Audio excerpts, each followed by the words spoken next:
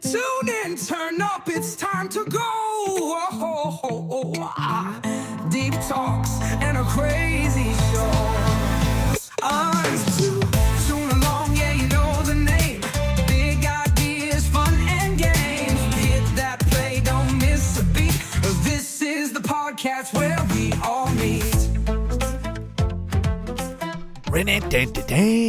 We're back for a midnight special.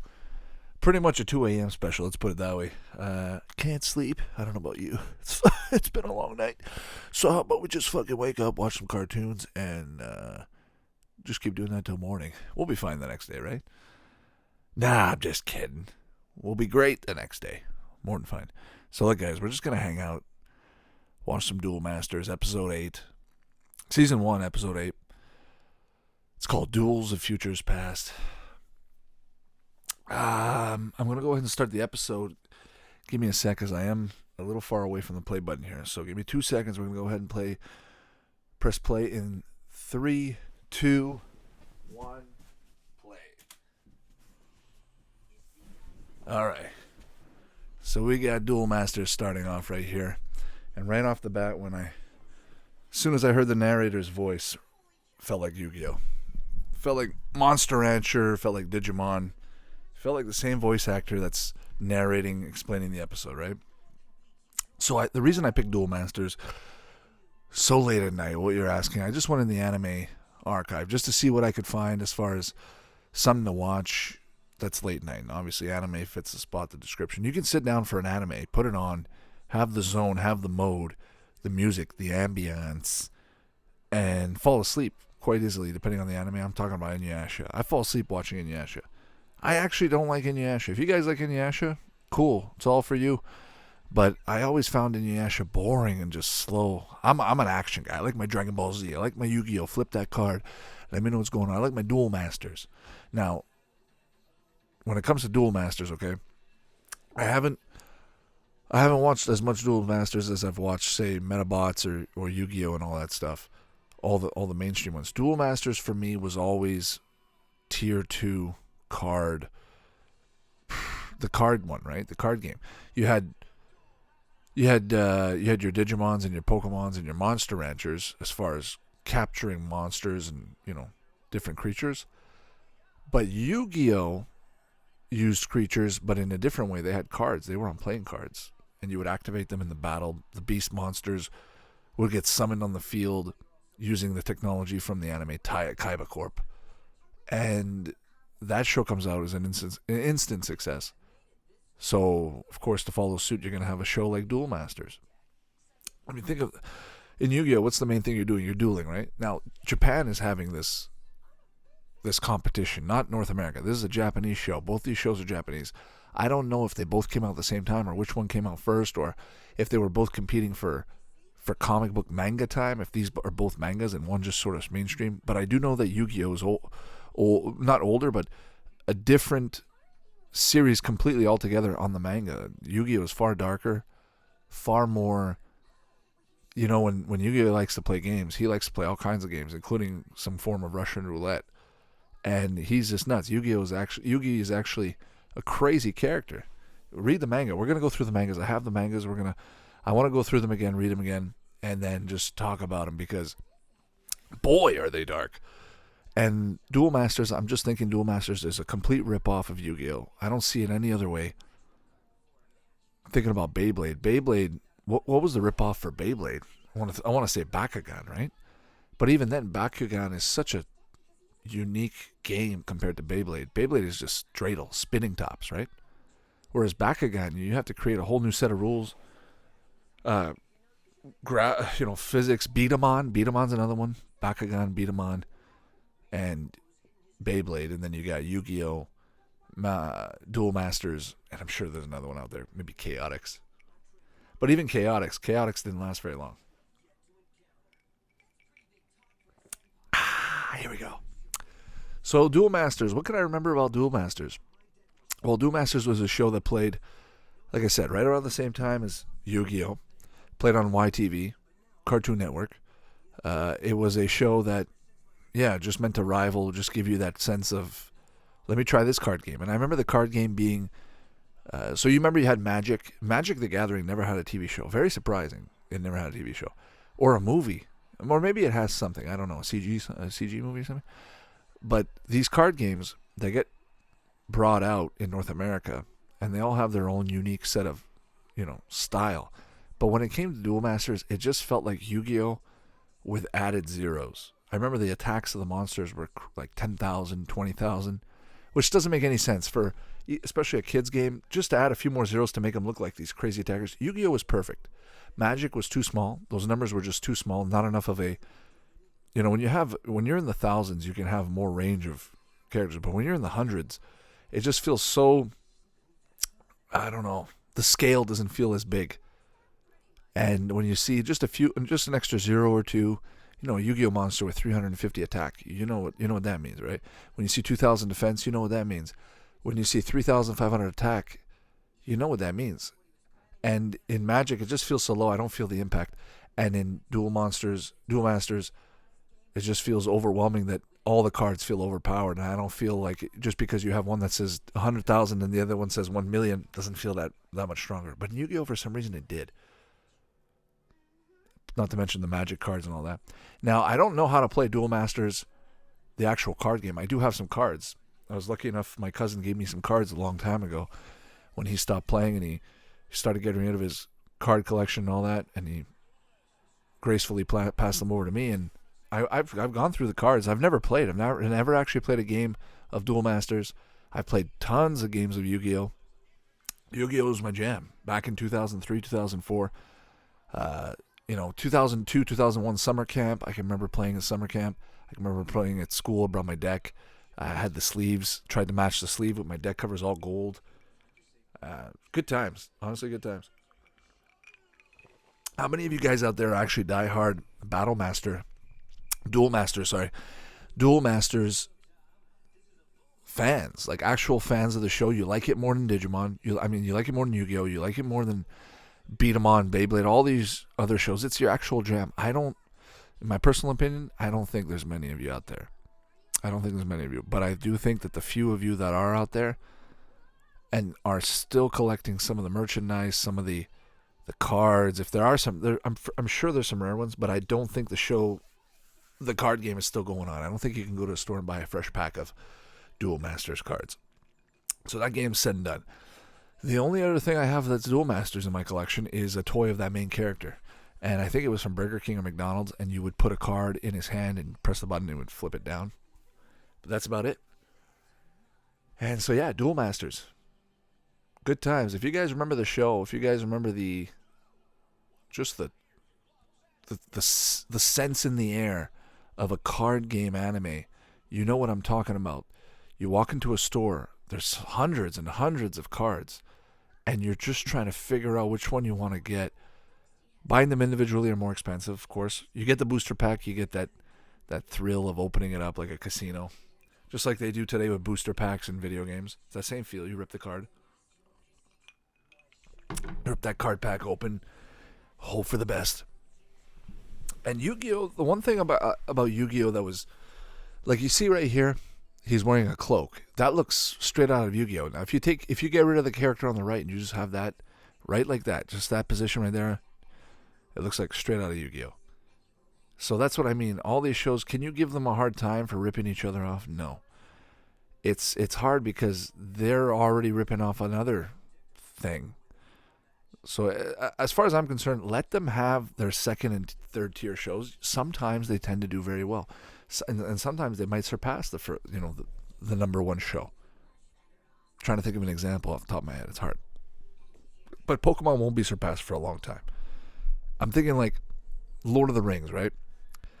Is Lord of the Rings debunked or toppled by Game of Thrones now? Is that the new medieval fantasy number one? I don't know. That's another debate. I don't think so. I still think Lord of the Rings holds the time of testament simply because of the author. Nothing against George R.R. Martin, but J.R. Tolkien is probably going to be good. Is probably going to go down as literature's all-time greatest with Shakespeare, I would think, just for the sheer storytelling aspect of the books, not to mention the whole world. I mean, People teach university classes just on his literature. So it's unparalleled. It doesn't make any sense. And when it comes to anime, these kind of animes, you've got your top tiers, you've got your bottom tiers, and to everybody's preference. If you guys like a $2 bottle of beer or a $50 bottle of beer, whatever you're gonna drink and enjoy, that's what matters. Doesn't matter if you're paid a little extra or if they put an extra character, or as long as it flows with you, that's what matters. And if you had fun with the show and it brought you some good times out in the schoolyard, if you know some of those shows where your friends didn't really get into it, but you really wanted to play that show, you found it was better than the shit you were playing in the schoolyard. Like, I didn't want to play Pokemon, I wanted to play Digimon in the schoolyard. And luckily some of the friends out there did. They got Digivices. We all got Digivices. Good battles, good adventures, good times. So, I mean, at the end of the day, I totally get it when shows get thrown under the rug, but people still follow them. I understand 100% why. Let me know out there, what's your guys' show? What's your show that, nobody really talked about and you kind of didn't want anybody to know you watched? Or, like, mine was Beyblade a little bit. I can remember coming home from school and people were watching other shows, and I still watched kind of Beyblade. Because I was hooked on the story, I watched Beyblade when it first came out. And just seeing Tyson grow and develop with all the guys, Max, Ray, Kai, all those guys, Drigger, Drodzer, all those fucking Drisil, fuck you. Nah, those days are unbeatable. You cannot take back those days and give me something today that's gonna say anything close to Beyblade and the impact it had. I think it had more of an impact than Yu-Gi-Oh! Simply because of the fact that it was so hands-on. When you can build your own Beyblade, customize it, put your own character on it. Same thing with Yu-Gi-Oh! You can customize your deck, but to a certain point, Beyblade is just more hands-on. Like, you can play that shit by yourself. You just spin 2 Beyblades and test them out. If you're gonna duel, you need somebody there. And a lot of times, if you had a brother or sister, you can get good, right? You can play, practice. But other than that, now online it's a different story. But back then, the actual physical toy might have been more appealing to certain kids. Now, I was in Korea. I might have mentioned this a few episodes ago, but I was in Korea a while ago, and I was in a store, and Beyblade is still huge over there. And when I say it's huge, I mean kids will bring their Beyblade to the store, like a Walmart, and there's an arena in the toy section. There's multiple things, like there's a Lego picnic bench, and in the middle there's Lego pieces, and everybody has their seat. You play Lego.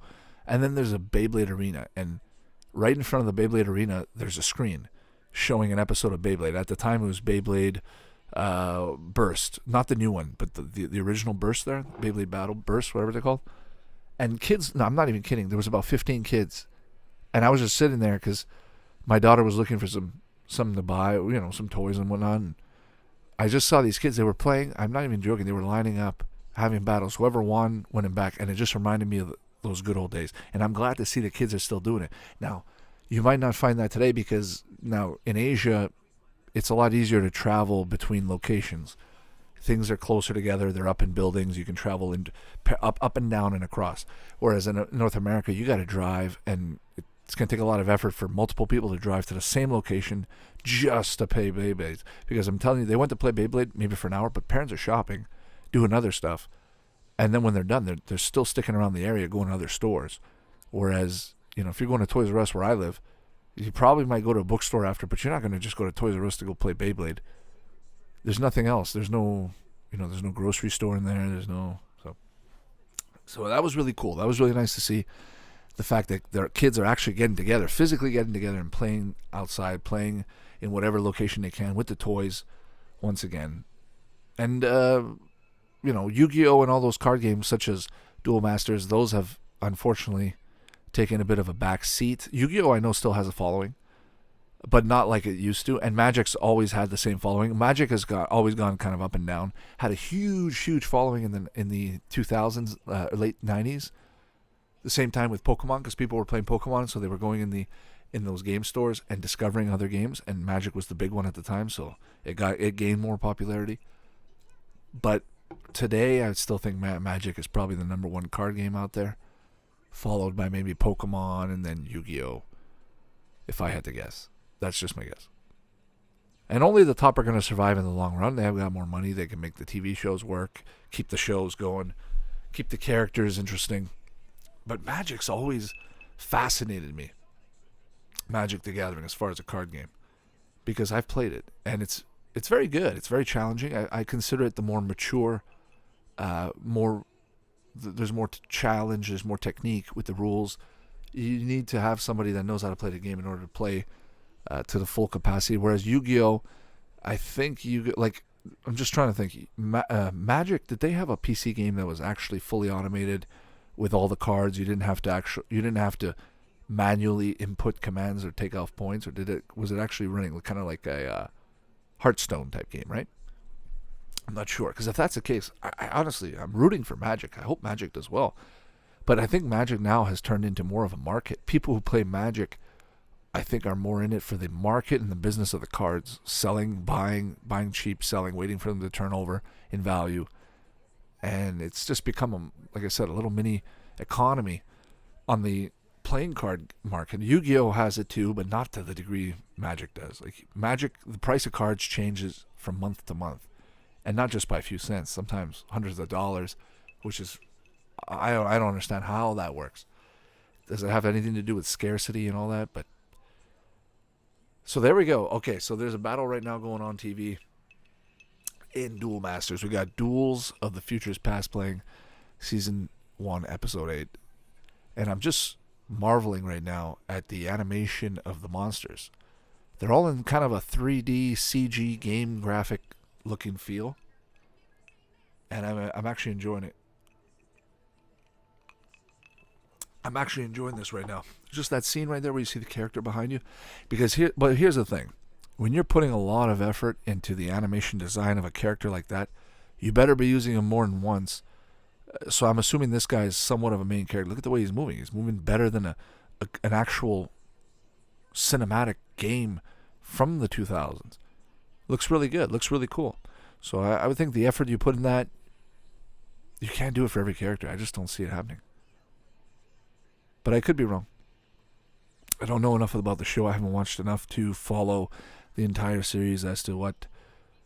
But look, this is episode 8. And episode 8, you're probably still going to want to show off your series, right? By the time you get to season 2 and 3, hopefully your fans are into it and you don't need to impress them as much. I think of Beyblade when they changed the animation of the Beyblade spinning. If you guys remember the first season, that blade is spinning like an anime right out of a comic book, looking sweet, fast. And then all of a sudden they switched to this CG computer generated graphic looking spinning Beyblade, and it just looked like it was on the end of its spin. And there's 2 versions of it. There's one where it's spinning a little bit faster, and then there's another version I remember where the thing looks like it's barely spinning. And it looked really off, even the way it was getting bumped. It looked totally off. Not a big fan of that. But this is wicked. This is looking cool. This looks like Zoids. You know the way these animations are moving. It just feels the fluidity of these. They look like mecha monsters moving on the screen, like Digimon, live Digimon. That's another cool idea they could incorporate is a Digimon TV series spinoff, but just a Digimon card game. They had one. I have some of the cards from the Digimon card game. The only issue is there's not that many Digimon, and I don't think Digimon keeps making more and more Digimon like Pokemon does. Maybe they add a few every year. I honestly don't know, but I think there's like between 200 or 300 Digimon, if I'm not mistaken. Maybe there's more, but I think it's roughly about that. Pokemon's somewhere in the 1,000 now. So to ask Digimon to do a card game might be a little bit tough. The games themselves are not necessarily based on capturing Digimon, more so on like finding the ones you like and digivolving them. Because some of them could be rare, even though there's not as many. But some of them are just so iconic. You just want to have them. It's just something about Digimon when I play it. It really feels more like a Japanese anime than a North American transition. It really still feels like it keeps to those Japanese when you're between dimensions.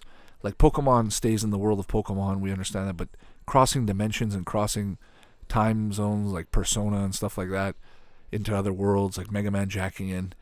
That's another one too. Mega Man feels like it was kind of like, hey, we're We can do a Digimon kind of Mega Man spin-off if we wanted, with Mega Man NT Warrior jacking in. I'm telling you, Mega Man's jacking it in that one. That's actually a really good show. I don't know if there's two versions of the show. Like, you know when you buy a Mega Man game and there's Mega Man like Dark and Mega Man Light. I'm just thinking the Mega Man NT Warrior series, they definitely had a Game Boy Advance game, but did they have two different versions or just maybe two games from the TV series? I don't remember. But I remember playing them. I remember trying them out, really enjoying them. For the Game Boy Advance, probably one of my favorite games, Mega Man NT Warrior. That's the best part about these shows. The humbleness of the main character when he wins or when he's defeated. They always try to make friends with everybody. They always try to. You see it in everything, even in Dragon Ball Z, even in Yu-Gi-Oh. But to some degree, the great animes, in my opinion, they do it, but they don't do it all the time. You know, there's a time to do it. There's a time to make friends. You make your friends in the first season, and then in the second season you start shaking it up a bit, making it a little more scary. And if you're really edgy in an anime, you start killing off some of your characters that are likable, and then you really start getting your fans going, well, what's going on now? And then they're hooked. But shows like this, just a nice calm show for a Tuesday, Wednesday, going into Wednesday morning. Start your Wednesday with telling your friends and everybody that you watch Duel Masters just a few hours ago before coming into work. Fucked up with that be. Sorry, boss, I'm going to be a little late today. Watched some Duel Masters last night, and one thing led to another. So I'm going to have to tell you to... just telling you I'm not coming in, boss. That's it. See what he says. He'll understand. Trust me. Just tell him Toon Along told me it was okay. And anyways, if you're working from home, you're probably doing this anyway, right? Am I right? Yeah. But let me tell you, I'm not working from home right now. I'm still doing a bit of stuff on my own on the side, but whenever I have a chance to do the podcast and sit back, I always want to do. If I wake up in the middle of the night and I'm just thinking to myself, I wish I would have done a podcast. I wish I would have done something or done an episode. I wake up, do it for 20 minutes. Who cares? Just wake up for 20, 30 minutes. A cartoon is good any time of the day, night, evening, you name it. Rain, shine, or storm, whatever. Next time, you know what I'm thinking also? We're going to do an episode of podcast on the go, outside or on the drive in the car. I'm obviously not going to be watching something on the screen if I'm driving, but if I'm in the passenger seat or if I am driving, I'll probably just put the audio on the show and just talk about the show. Or if anything, maybe we won't even put a show. We'll just talk while driving. It'll be Toon Along the Road. How's that? Toon Along the Road. Anyways, guys, that's the end of the episode. That was Duel Masters. A really good episode. I hope you guys liked it. I hope you guys want more content, want more shows. Let me know if you guys want more specifics. We're also going to do movies. Like I said, if you guys have any movies, preferences, I'm thinking as far as my first movie to do, I want to do Rush Hour 2. I know it's not a cartoon. I know it's not a TV show. It's either going to be Rush Hour 1 or 2. I just got to tell you guys, that's my favorite movie of all time. Rush Hour 1 and 2. Rush Hour 1 more so, just the impact it had in high school, because I found out about Rush Hour 2 first. I thought Rush Hour, I didn't click 1 and 1 together, that 2 meant 2, right? So I'm watching Rush Hour 2 and I'm like, this is great. And then the guy goes, yeah, well, did you see the first one? And I'm thinking, well, what's the first one? And he goes, oh man. So he lends me the DVD. My buddy of mine at school lends me the DVD. I bring it home Sunday night. I remember watching it. But anyways, that's a story for another time. I got so much to talk about when it comes to Rush Hour. Love the show. Huge fan. And yeah, so if you guys are too, and you guys are a fan of all these other shows I've been putting on, I think we're at episode 63, 64, something like that. I'm just keeping them pumping. Just going to keep them coming out. We got so many cartoons to watch. I want to try and keep as many unique cartoons that we haven't seen yet, but obviously at some point we're going to interlap. But for the most part, if I can just get one of each of the main ones that I'm really interested, or depending on the day, depending on how I'm feeling, if it's a nice calm night and it deserves a rerun or something, then by God, by all means, it will get a rerun. And you'll be there, and you'll be the first ones to hear about it. So thank you again for stopping by, everybody. It's very nice of you to stick around with me this long and hang out. I'm hoping to incorporate, like I said, the live stream so when we go live, everybody would know. Everybody can just sit back, wake up from their somber sleep, and have me in their ear, and then go right back to sleep and start having nightmares. I'm just kidding. We're going to have great dreams, right? We're going to have those nice dreams together. Pardon me. Anyways, so with that being said, you guys have a good night and have a great day tomorrow morning. We'll do another episode. Guarantee we're going to do an episode and keep the flow going. So, peace out, everybody. Be good, be safe, and talk later. Bye-bye. Thanks for listening. You can find the podcast on Spotify, Apple Podcasts, and all your favorite platforms. Check out YouTube for retro content. Follow us on Twitter and Facebook, and visit toonalong.com for more info. Support us on Patreon, and we'll catch you next time. Toon Along, yeah, you know the name. Big ideas, fun and games. So hit that play, don't miss a beat. This is the podcast where we all meet.